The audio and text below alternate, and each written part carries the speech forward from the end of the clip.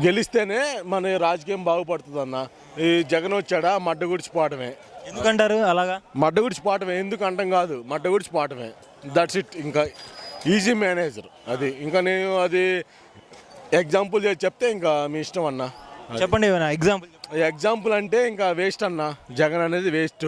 అది పథకాలు చేస్తాడు, ఏదో పథకాలు చేస్తాడు. ఇప్పుడు దాకా రాజధాని లేదన్న. ఇప్పుడు 4-5 రాజధానులు అన్నాడు. అమరావతి అన్నాడు, వైజాగ్ అన్నాడు, ఏదన్నాడు. ఏంటంటే మనకి అమరావతి రాజధాని. ఇప్పుడు చంద్రబాబు వచ్చాడు, హైదరాబాద్ డెవలప్మెంట్ చేశాడు. ఇప్పుడు పురాతకాలమైన హైదరాబాద్ డెవలప్మెంట్ చేశాడు. అందుకని మా బాబు గారే మా ప్లస్ అన్న.